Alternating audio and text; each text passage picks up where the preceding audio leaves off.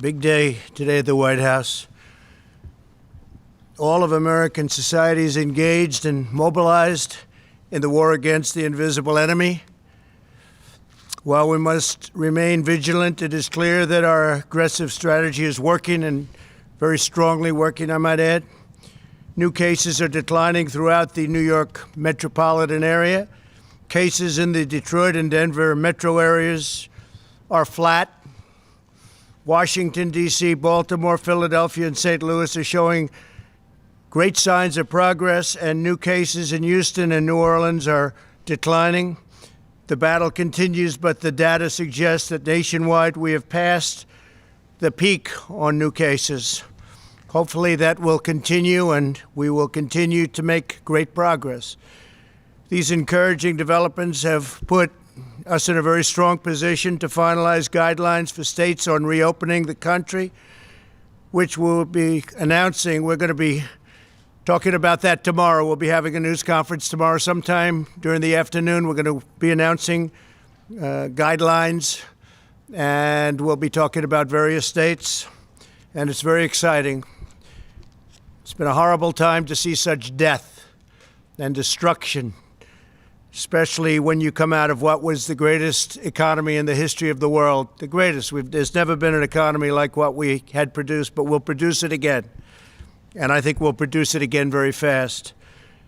The medical and healthcare advances we've made are critical to our continued progress. We've rapidly developed the most expansive and accurate testing system anywhere in the world, and have completed more than 3.3 million tests. To date, we have authorized 48 separate coronavirus tests, and the FDA is working with 300 companies and labs to widen our capacity still further.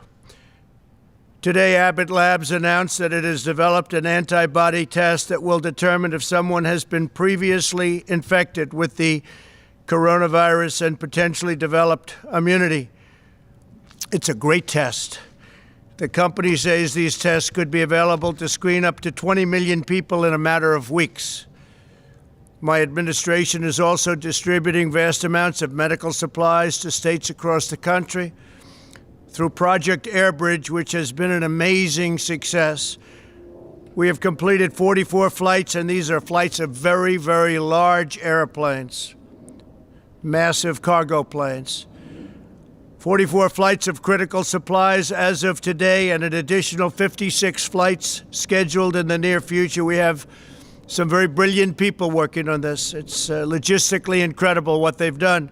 And we've also been working on this with the military. And these people have been, the genius of all of them together has been incredible to watch. In total, through all channels, the federal government has developed and delivered 39.4 million N95 masks, 431 million gloves, 57 million surgical masks, and 10.2 million gowns. We ordered 500 million masks, and they'll be coming shortly, and we've distributed 100 million masks. Following our use of the Defense Production Act, GM announced that its first ventilator has come off the assembly line in Kokomo, Indiana, great place. They did it in 11 days from start to finish, a remarkable testament to the ingenuity of the American worker. GM will ship over 600 ventilators this month alone, with thousands more to come, and we have other companies doing something similar. And I think they said that there's a brief clip that we have of General Motors sent to us by General Motors, and I think they might be wanting to play that for your benefit, please.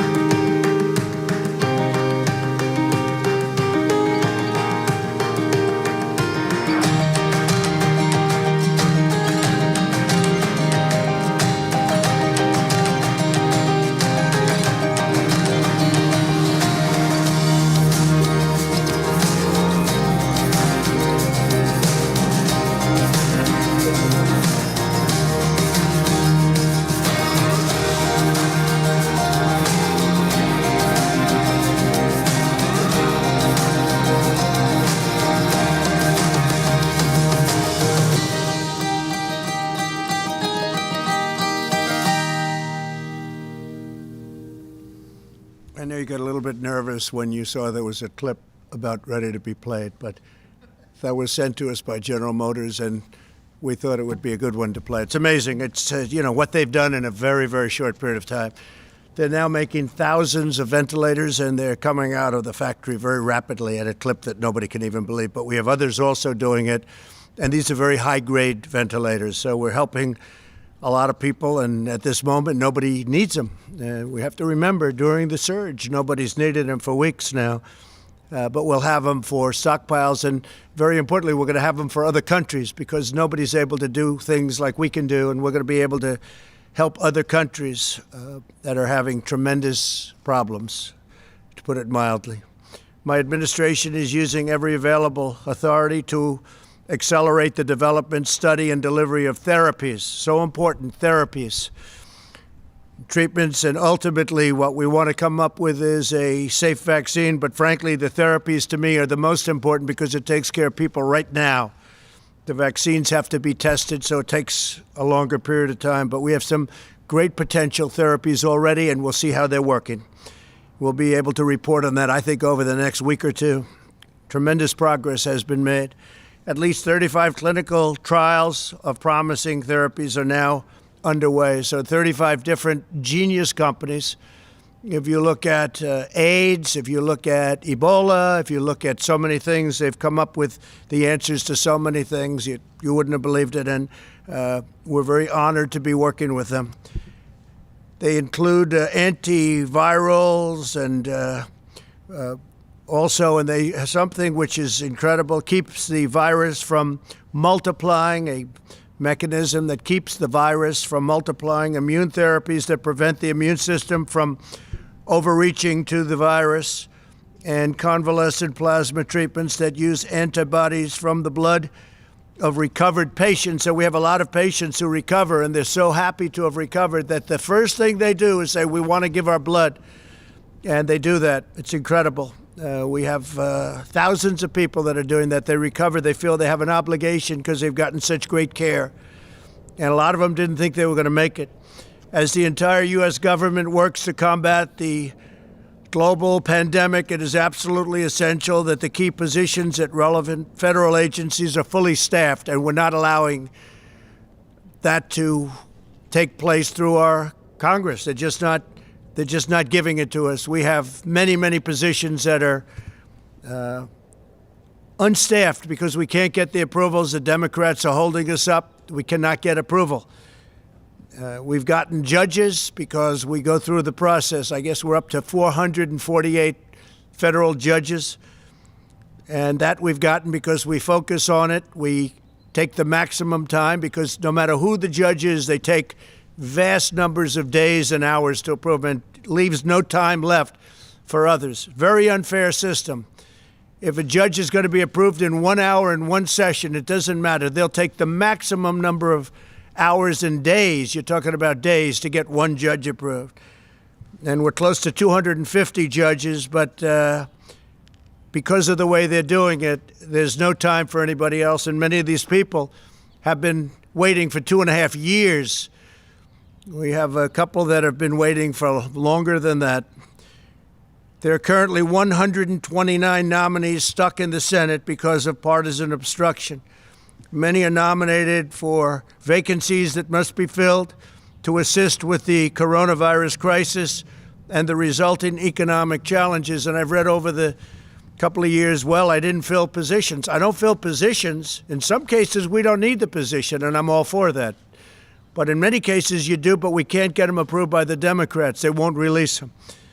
The positions include the Director of National Intelligence, 2 members of the Federal Reserve Board of Governors, the Assistant Secretary of Treasury for Financial Markets of the United States, and the Undersecretary of Agriculture responsible for administering food security programs. And Sonny Perdue, who's going to be speaking today, is saying, please, can I have this man, can I have this particular person approved as soon as possible?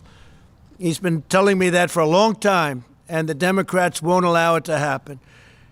Again, every single judge, every nominee we have goes through maximum or at least they go through a long process. So it takes days and days, and there's no time left, and it's just a concerted effort to make life difficult. An example is Michael Pack.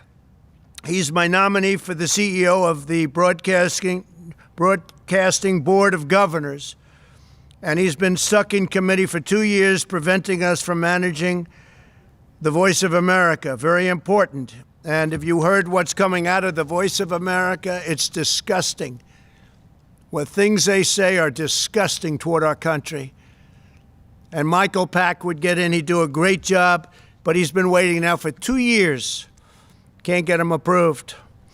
The Senate has left Washington until at least May 4th. The Constitution provides a mechanism for the president to fill positions in such circumstances. The recess appointment, it's called. The Senate's practice of gaveling into so-called pro forma sessions where no one is even there has prevented me from using the constitutional authority that we're given under the recess provisions. The Senate should either fulfill its duty and vote on my nominees, or it should formally adjourn so that I can make recess appointments. We have a tremendous number of people that have to come into government, and now more so than ever before because of the virus and the problem. We have to do it, and we have to do whatever we have to do. They've made it very, very difficult to run government. I don't think any administration has done anywhere near what we've done in 3.5 years. But every block, every week, they put up roadblocks. Whether it's Russia, or whether it's impeachment hoax, or whatever it may be, it's always roadblocks and a waste of time. If the House will not agree to that adjournment, I will exercise my constitutional authority to adjourn both chambers of Congress.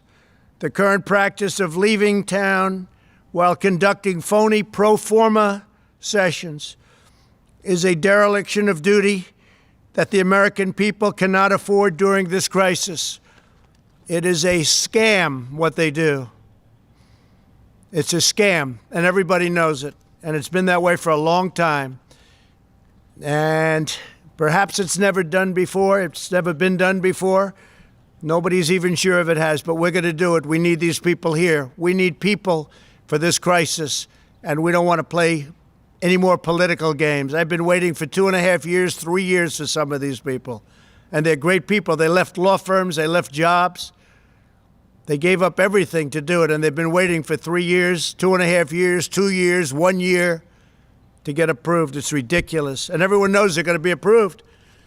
But there's only so many hours in the day when you go through judges and you go through lengthy hearings on judges that they know should be approved immediately, and they could do it in one session, and they could do it in 1 hour. And instead it takes them many days. In order to advance the health and security of our nation and all nations, as we announced yesterday, the U.S. government has put a hold on funding to the WHO, World Health Organization, pending a review of the organization's cover-up and mismanagement of the coronavirus outbreak. Over the objections of the WHO, we took decisive action and early life-saving action to suspend travel from China. They didn't want to do it. They were angry that we did it. It was early on. They were angry that we did it. Took them a long time to realize what was going, but I have a feeling they knew exactly what was going on. Tragically, other nations put their trust in the WHO, and they didn't do any form of ban. And you see what happened to Italy. You see what happened to Spain. You see what happened to France. WHO's guidance had failed to control their borders at a very crucial phase, quickly unleashing the contagion around the world. That was a horrible, tragic mistake, or perhaps they knew. I'm sure they didn't know the gravity of it, but perhaps they knew. Because if they knew the gravity, that would be an even worse offense. To ease the economic pain of millions of American families, we've now processed $300 billion in loans to more than 1 million small businesses through the Paycheck Protection Program. This action has saved millions of American jobs. It's been an incredible success, and they want to replenish it now. But again, the Democrats don't want to do that. This is money that goes to the workers of our country. Phase one was $350 billion, and now phase two, we want to do $250 billion. This goes to workers, and it goes to small businesses so we can save all the small businesses around our nation. Mike McFarland from Nebraska recently said this historic relief has been a godsend for his small factory and the 136 Americans who work there. Save those jobs. Another small business owner, Tim Miller from Oklahoma, called the program a total lifesaver for his auto repair shop's 4 employees. Stories like these underscore why Congress must replenish the Paycheck Protection Program immediately. The Republicans want to do it. They want to do it immediately. They want to do it now. And the Democrats are stopping it. A short time ago, CDC issued public health guidelines for critical industries. In a few moments, Agricultural Secretary Sonny Perdue will elaborate on how these guidelines apply to our nation's dedicated workers in the food processing profession, because it's a profession. It's incredible what they do. Food processing, and they're keeping our grocery stores full. The shelves are not bare like the shelves that I inherited when we took over the stockpile, the medical stockpile, where the shelves were bare. The cupboard was bare, I say. Tomorrow I'll also be leading a call with elected officials who will consult with my administration as we work to restore our economy to full speed. And we really think with all of the stimulus and all of the pent-up demand, we're going to have an economy that really comes back quickly, and would like to see it more than match what we had before. What we had before was a miracle, and we think this is going to be even more than a miracle. We're going to do it because we have the greatest people in the world. We'll also be speaking to America's governors tomorrow, and then we'll be announcing exactly what's happening. You already know we'll be opening up states, some states much sooner than others. And we think some of the states can actually open up before the deadline of May 1st. And I think that that will be a very exciting time indeed. Governors are looking forward. They're chomping at the bit to get going. Again, not all states are the same. They're very different. Some are having very little problem. Some have done such a good job that they have very little problem, and they're ready to go.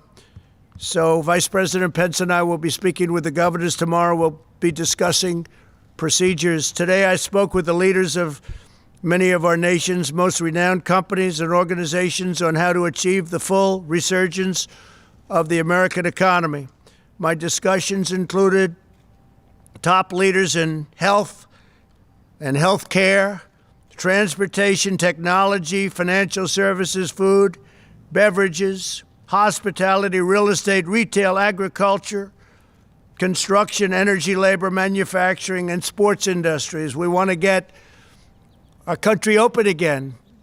We want to have our sports leagues open. You want to watch sports. It's important. We miss sports. We miss everything. We want to get back.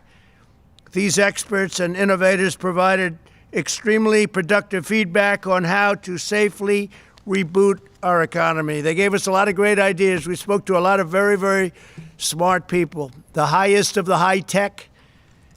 The level of IQ on some of those calls was about the highest you've ever seen on a phone call, that I can tell you. But we have a lot of great thought went into those calls, and a lot of questions came out, and also statements, very strong statements as to what they recommend. I think it was a great day. We did a lot of calling with a lot of very prominent people, but more importantly, very smart people and people that love our country. They talked about the vital importance of our wide array of relief measures to address the present crisis, and they provided valuable insights on how to move forward, including on the role of protective gear, where we have tremendous amounts of protective gear coming in, robust testing, and the future use of therapies and treatments. They also underscored the crucial importance of strong supply chains and communications infrastructure. We're talking about infrastructure for the middle of our country. We're talking about broadband and things that they frankly don't have and haven't had for a long time because a lot of politicians forgot about them. Can't forget about them. They're really the heart and soul. Can't forget about them. And we're talking about the telemedical. It's a new thing, and it's incredible what they've been able to do. This is an industry that's just growing, but it's grown by leaps and bounds over the last 5 weeks. People are learning so much. Without the ability to see a doctor, they're learning so much, and a lot of good things are happening. That's something that's really, going forward, I think going to be very important for our country. As we've seen throughout our proud history, America is never greater than when our people are working in unison toward a common goal. That's what's happening right now. We'll go ahead, we'll forge an even brighter future today than we had, and we'll be, along with other nations, hopefully, we're working with other nations, we'll be the comeback kids, all of us, all of us. It's incredible what's going on. I'm very proud of the people of this country. I'm very proud of the people I spoke to today. These are truly great, brilliant people, and we've gained tremendous insight. So tomorrow's going to be a very big day. We're going to be speaking with the governors. We'll have some information on some openings. And again, we'll have some openings that will exceed our expectations, and they'll be safe, they'll be strong, but we want to get our country back. We want to get our country back, and we're going to do it, and we're going to do it soon. With that, I'd like to ask Dr. Birx to come up and say a few words, and then Secretary Sonny Perdue, and then Vice President Pence. Thank you very much. Thank you. Thank you.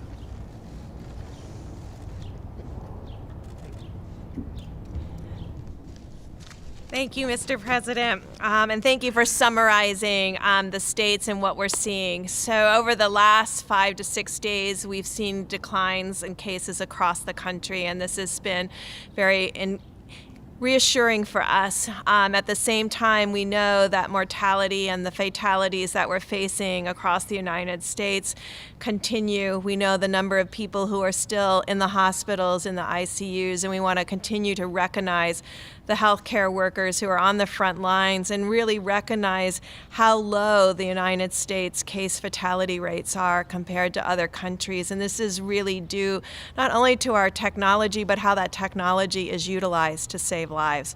At the same time, I'm inspired by the American people who continue social distancing. These cases continue to decline because of the strong work of the American people.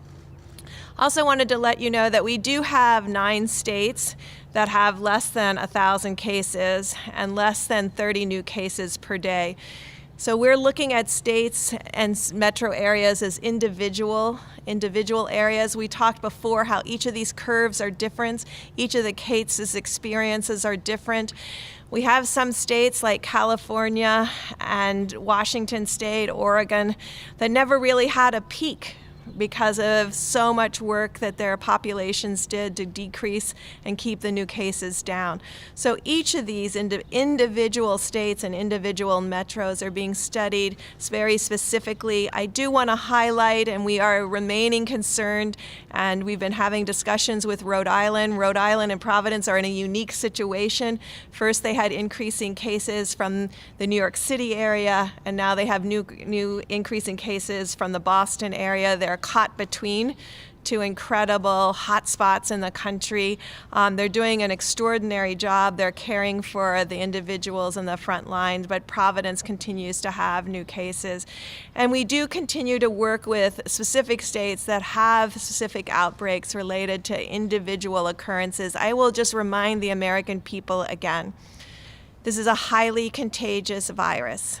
Social gatherings, coming together, is there always a chance that an asymptomatic person can spread the virus unknowingly? No one is intending to spread the virus. We know if you are sick, you will stay home. But to all of you that are out there that would like to join together and just have that dinner party for 20, don't do it yet. Continue to follow the presidential guidelines. We really appreciate the work of the American people. We see as a country we're improving. We see as metro areas we're improving. We see as communities, as counties, and as states we're improving. But that also still requires everyone to continue to social distance. And in the end, we do have states that have very few cases and very few new cases. And so these are the ones the president is referring to that have been silent, relatively silent throughout this epidemic and pandemic that many of us have faced. And so these are the groups we're working with very specifically, and each of these governors and each of these mayors will have to make decisions after generalized guidelines are put out so that they can do what's best for their communities. They are at the front line. And I wanted to conclude by really thanking my PEPFAR teams around the world who have been working tirelessly throughout the world to ensure that Africa and Asia doesn't experience this level of infections that we have seen here. They've turned over their capacities from their embassies. Our U.S. hires throughout the world, our ambassadors, are still on the front line with our local staff, working with ministries of health to confront this virus around the globe.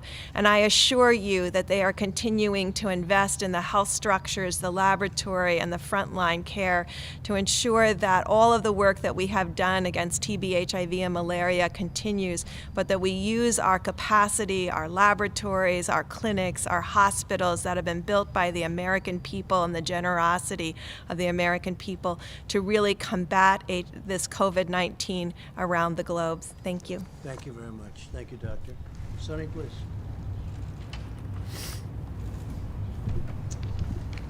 Thank you, Mr. President, for the opportunity to be here with you today. And I want you to know it's an honor to represent you in leading the Department of Agriculture and represent the constituency who are crucial in maintaining our nation's food security, enabling us to keep food on the table of our American families, not only just food, but wholesome and safe food as well.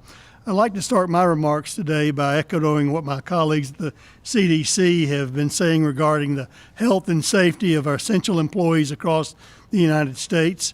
CDC's provided strategies there that aimed at helping our most critical workers, both in healthcare and in food processing, to quickly and safely to return to work after potential exposure to COVID-19, provided those workers are symptom-free. And this guidance will help these critical industries in the food sector protect the health and safety of essential workers while keeping critical functions working throughout the COVID-19 response. As we know, any employee who develops symptoms while on the job should go home immediately, and the interim guidance is in line with CDC's recommendations for healthcare workers caring for those sick with COVID-19. So we appreciate the dedication and commitment of all the brave men and women working to keep their communities fed, and we will continue to work with the CDC to keep those individuals as safe as possible during these challenging times. In that vein, there's been a lot happening this week as COVID-19 is impacting food processing facilities, as you know. For Americans who may be worried about access to good food because of this, I want to assure you the American food supply is strong, resilient, and safe. And in fact, our food supply chain has shown tremendous agility in shifting production and logistics so suddenly from restaurant and institutional settings to retail settings. To all the employers out there in this sector, it's critical that you follow CDC guidelines and guidance and best practices to keep all of your employees and people safe and healthy. To employees and local public health officials advising them, the CDC has issued guidelines on how to mitigate a situation if you have a positive case in one of your facilities. We need our local health authorities and our state health authorities to do everything they can to balance the demand of keeping our facilities operational and our critical industries going, while at the same time keeping the health and safety of employees as a top priority, as well as our communities. So I want to also take this time to thank all of our critical, essential food supply chain workers. The entire country is counting on these patriotic individuals by doing the work in our food supply chain. These dedicated workers include, obviously, farmers and producers, but also processors, truckers, and grocery store workers, as you know. America's depending on what you have, the food we need to feed our families, and you're the ones who are making that happen. Thank you. As an entire nation, we're truly thankful for the work you're doing, and we recognize that you are the true patriotic heroes during this national emergency, along with our healthcare workers. So before I sign off here, Mr. President, I want to remind you and all of us of one more thing. In the United States, we have plenty of food for all of our citizens. I want to be clear. The bare store shelves that you may see in some cities in the country are a demand issue, not a supply issue. The way food is prepared and packaged to be sold in a restaurant or a school is significantly different than the way it's packaged for you to buy in the grocery store. Our supply chain is sophisticated, efficient, integrated, and synchronized, and it's taken us a few days to relocate the misalignment between institutional settings and grocery settings. But that does not mean that we don't have enough food in this country to feed the American people.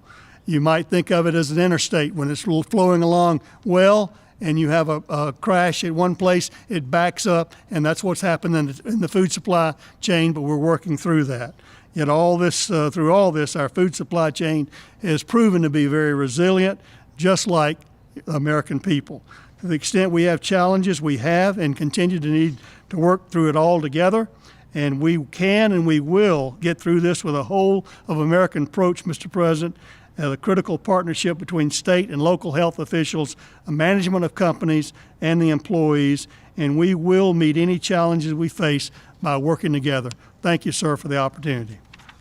Thank you very much. And before the Vice President comes up, I just wanted to say, speaking of Sonny, China has paid us billions of dollars, many, many billions of dollars in tariffs, which we've distributed some to the farmers because they were targeted. We have many billions of dollars being held by Sonny, and I've told him to distribute much of that money to the farmers.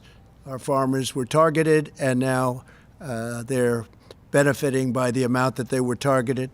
And we are very honored to do that. And Sonny, you're going to start that process very soon. You'll let the farmers know.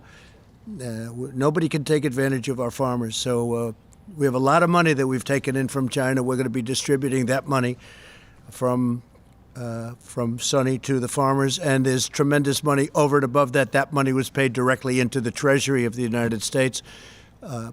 This has never happened to China before. They never gave us 10 cents. Now they're paying us billions of dollars, and we appreciate it. So thank you very much, Sonny. Great job. Please. Mike, please.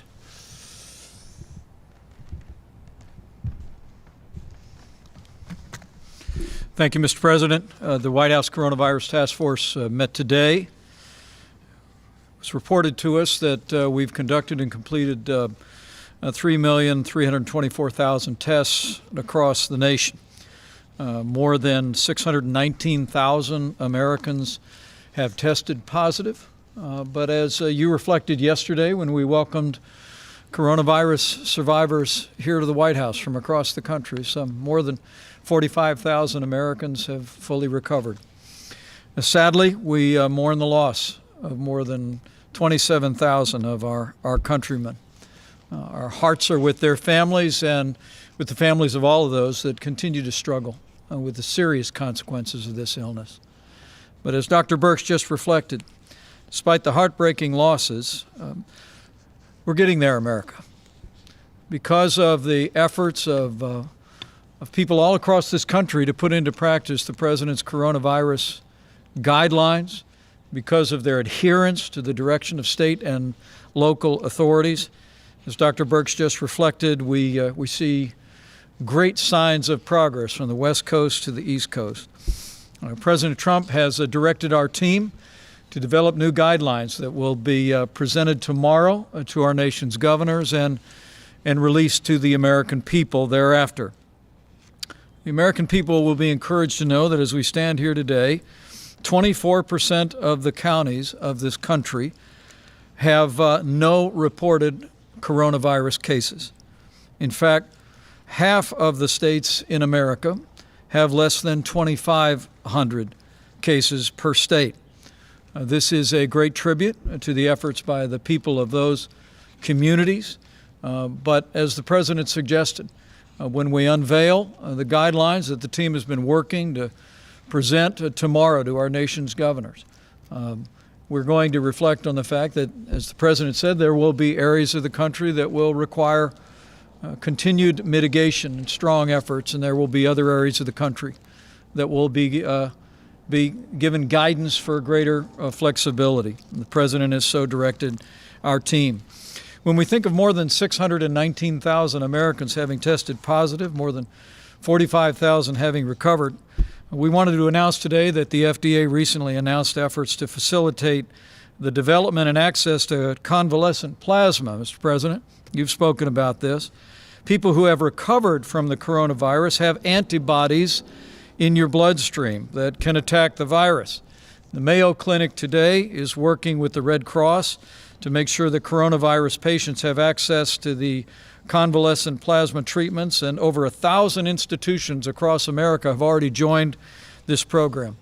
And we want to urge every American who has recovered from the coronavirus for at least 2 and preferably 4 weeks to contact your local blood or plasma donation center and arrange to donate. It's one more way that the American people can do their part and step forward, and thousands have already done so, and we know that tens of thousands will join them. On the subject of supplies, Mr. President, I'll be very brief because you detailed a great amount. As the President mentioned, the air bridge has completed 44 flights, 56 more are scheduled. But on the subject of facial masks, which are so important for the protection of critical infrastructure, I'm pleased to report that the average daily delivery through the commercial network through our air bridge is 22 million facial masks coming into the marketplace. The average inventory in the network over a 7-day period is 80 million masks. And FEMA is actually working as we speak to move facial masks to priority infrastructure, food supply, first responders. There'll be 6.5 million masks that go out before the end of this week, an additional 20 million before April the 20th, and then we'll be adding 6.5 million each and every week. At the President's direction, we're going to ensure that all of those that work in food supply, all of those first responders, have access to masks, and we're increasing those every day. Finally, I know I speak for the President when I say how proud we are of all of our healthcare workers across the country, and how proud we are of the men and women in uniform, our medical professionals who have been deployed across the nation, literally by the thousands. In fact, as we stand here today, 576 doctors, nurses, and other military medical professionals have been deployed to 13 hospitals across the nation, 10 in New York, and 1 in Connecticut, Texas, and Louisiana each. And as the President reflected a few days ago, because we happily did not have the demand on the Javits Center and on the comfort in New York City, at the President's direction, we have deployed doctors and nurses from those 2 facilities to hospitals. In fact, the President and I were just speaking to Mayor de Blasio just before we came out, and he expressed his great admiration and appreciation for the relief that these medical military personnel have provided to incredibly dedicated people in our hospitals. 258 medical personnel just yesterday were deployed off the ship and out of the Javits Center into New York. With that, Mr. President, I'll step aside, but it's remarkable to think of all that we've accomplished over the last month since you first issued the presidential guidelines for America.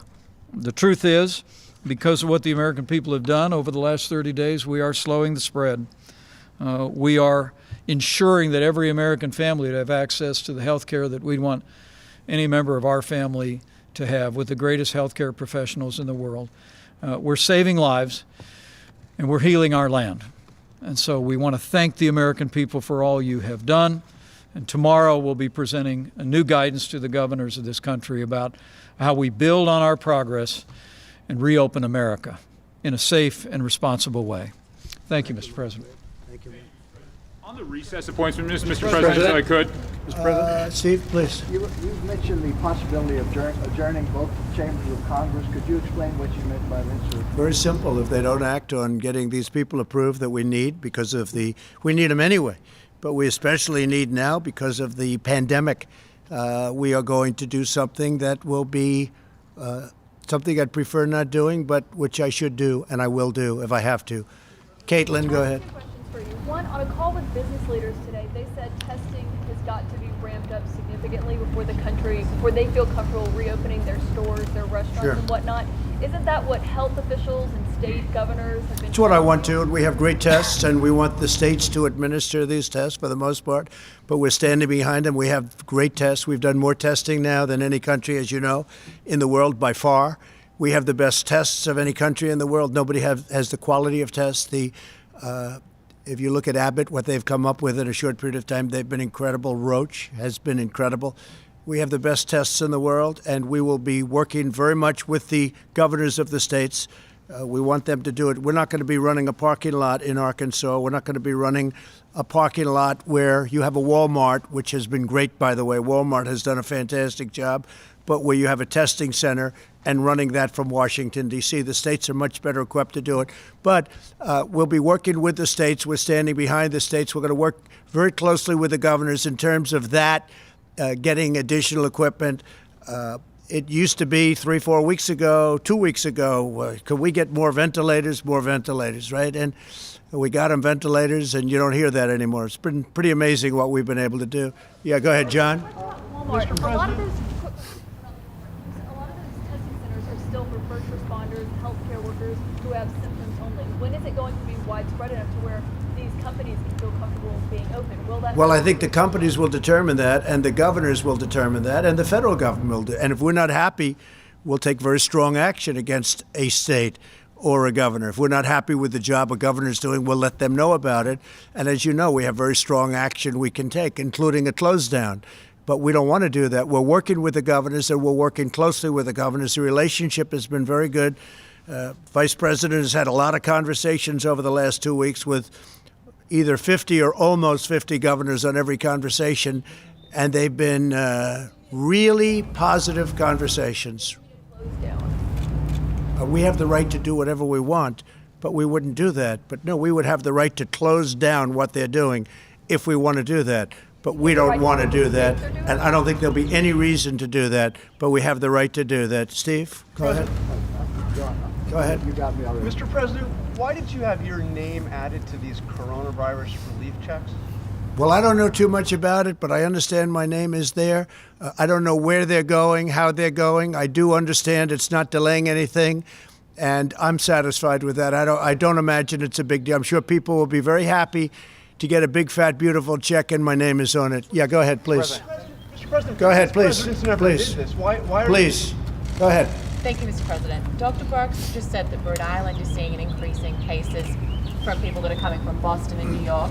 You just said you'd like to reopen some states before May 1. How will you stop a second spike in cases if people are traveling between states? How will you control the flow of people? Well, the governors can control that flow, as an example. In fact, I just saw a little while ago it was reported that certain borders are being controlled already by states. They're starting to take control of their borders, which is good. So they'll be controlling. They may do testing for people wanting to come in. I'd read that about Rhode Island, so they have to watch it. They have to be very careful. Yeah, please, in the back. Thank you, Mr. President. About reopening the country again, you said, along with other nations, what form would it take? Are you considering also relaxing the border between Canada and the U.S.? So our relationship with Canada is very good.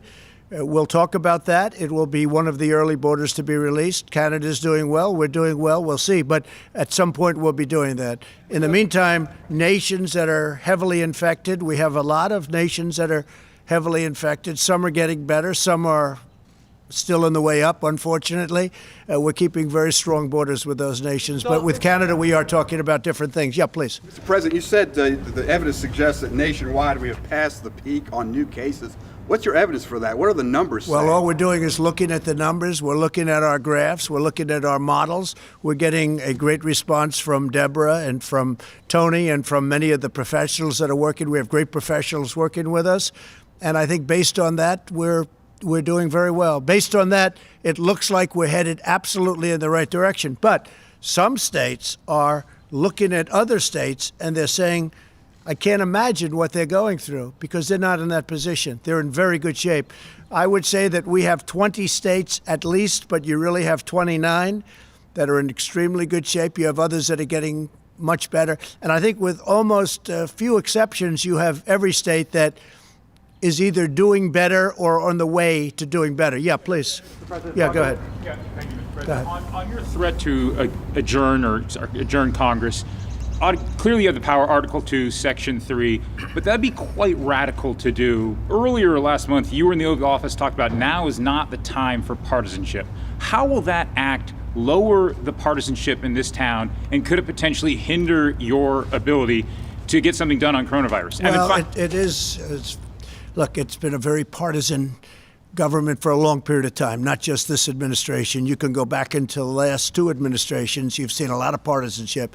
And even now, you would think that we wouldn't have, as an example, with the paycheck plan. That's going so well. It's so smooth, so beautiful, almost without a hitch. All of that money is being distributed to small businesses. They're giving it to their employees. It's keeping them ready, viable, so when we open.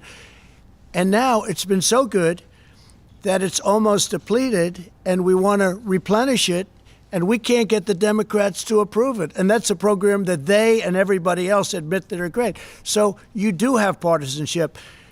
We have been trying for years to get people approved for positions. People have left. One man left a law firm. One man left a big chain. He was a very successful executive. He left.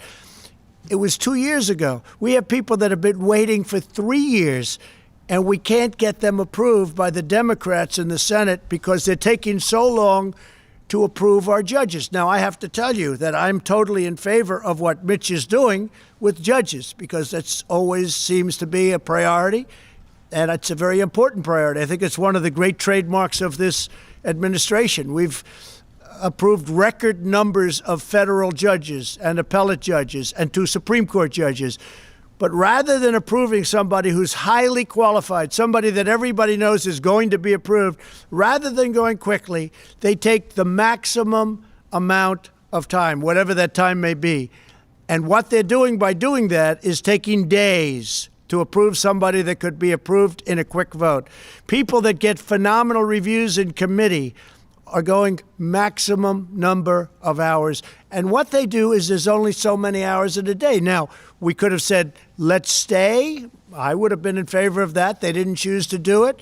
But I have a very strong power. I'd rather not use that power. But we have way over 100 people that we very badly need in this administration that should have been approved a long time ago. And one of them is the head of Voice of America. If you look at what they're doing and what they're saying about our country, it's a disgrace, the people that are running that. We have somebody that's really good, really talented, and that loves our country. And I want to get these people approved. That's one of many. We have professionals. Sonny, you've been waiting for, how long have you been waiting for the man that we're talking about coming in? 2.5 years. So Sonny Perdue just happens to be here talking about something else. So you've been waiting for one of the most important positions as Secretary of Agriculture is the position. It's distribution. We need it now. We're talking about shelves. We're talking about cupboards. He needs it. He's been waiting. He didn't know he was going to get this question. You've been waiting 2.5 years. The person is exceptional. That person left a very good job. And it's embarrassing to me. He'll say, do you think you'll get that man approved? He's been saying that to me for a long time. It's because of the Democrats. And what we're doing is, and I think anybody here would do it, judges are a priority. A federal judge who's going to sit for 50 years, potentially, a young judge going to be sitting for, that's always going to have to be a priority. But because they're taking so much time in approving they're trying to put us through the mill. That's when you talk about partisanship, and it's never, ever happened before. You can look at every administration in the history of this country. Nobody has ever had hundreds of people not approved after 3.5 years. Go ahead, please. What's the timeline for that, though? If Congress doesn't act we'll by know when, soon. do you have a date? They know. They've been warned, and they're being warned right now. If they don't approve it, then we're going to go this route. And we'll probably be challenged in court, and we'll see who wins. But when the court hears that we aren't getting people approved, as Sonny would say, for 2.5 years for an important position that we need because of this crisis. We needed these people before, but now we really need these people. When you talk about, back to the numbers for a second, when you talk about the numbers, the jobless claims are going to come out tomorrow. It's likely around 5 million more Americans putting their names in for unemployment benefits, but yet there are still a couple thousand people as well dying a day because of coronavirus. When you talk about opening up the American economy, or at least in parts now, how do you balance that decision out given both of those figures? Well, there has to be a balance. You know, there's also death involved in keeping it closed. And I've gone over this with you, and I believe this so strongly. When you look at mental health, when you look at suicides, suicide hotlines which are exploding, people losing their jobs, when you look at drugs and people that didn't take drugs and now they're becoming drug addicted because they're going through a problem, they have no job, they have no money coming in, other than the money we're getting them. We've opened up the coffers to a large extent. We're helping people. This is why I wish the Democrats would help us a little bit with it, because they should.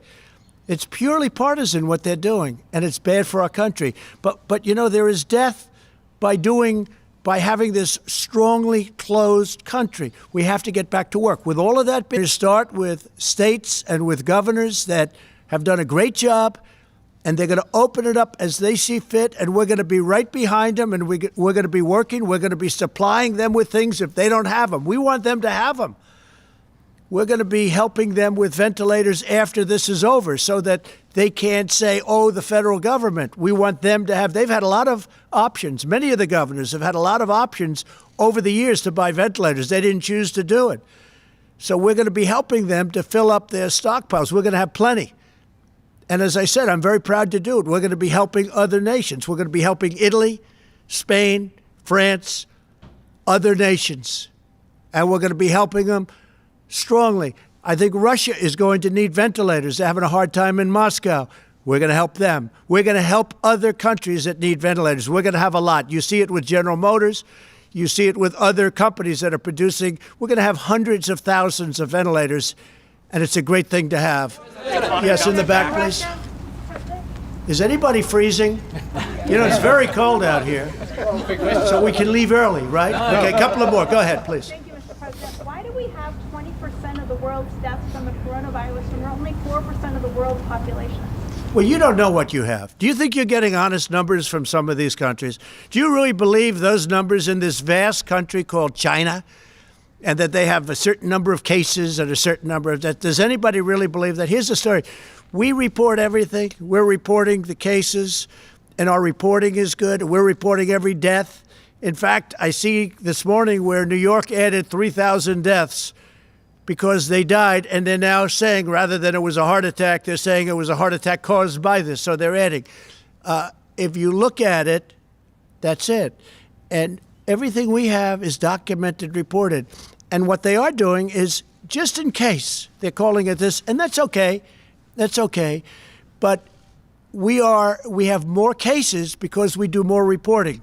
We have more cases because everything is down. But does anybody really believe the numbers of some of these countries that you've been watching and you've been reporting on, and then it's like they didn't have the big thing? There have been some really, really bad, heavily in really some countries that are in big, big trouble, and they're not reporting the facts.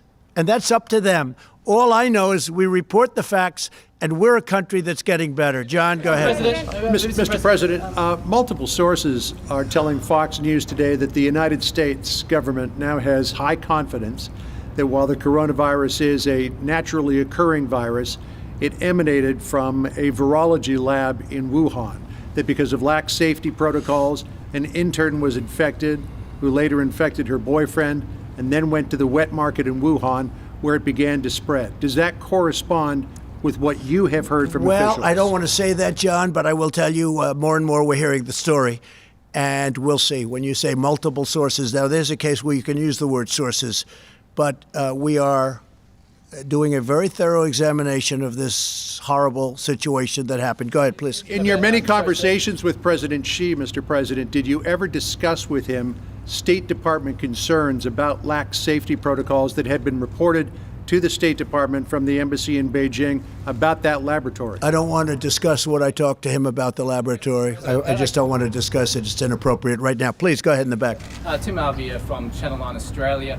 There have been calls in our country for Prime Minister Scott Morrison to make funding for WHO conditional on reforms to the organisation.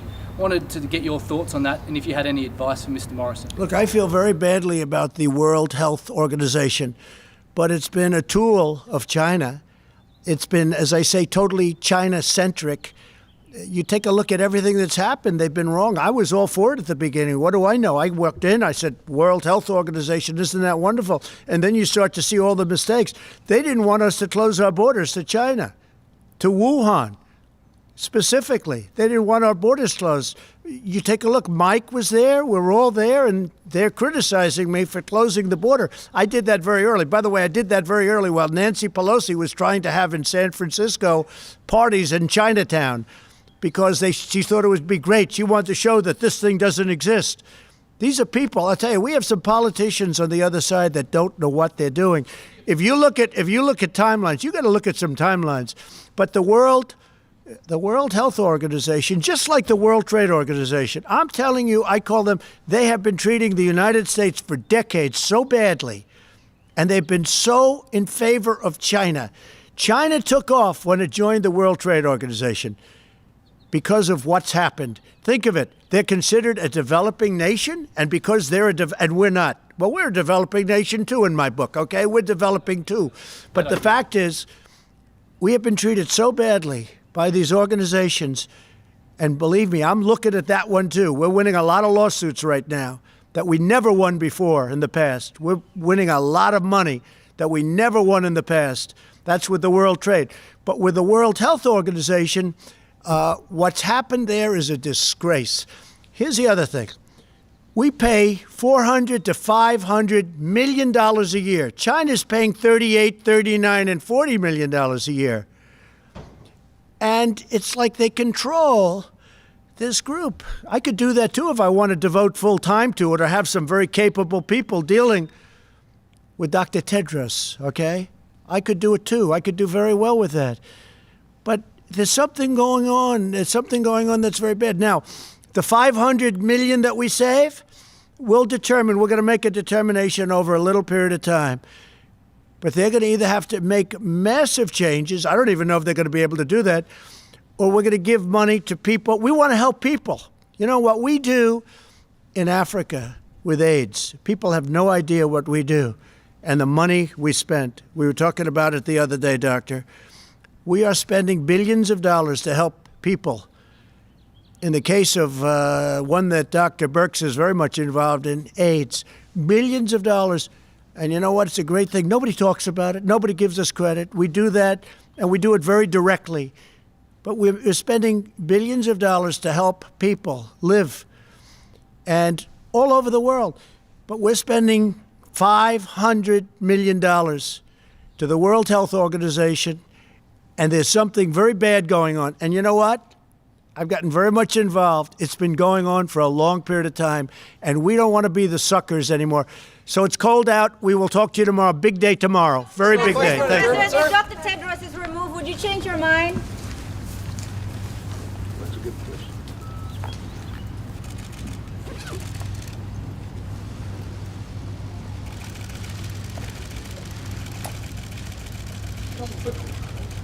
All right, guys, let's go.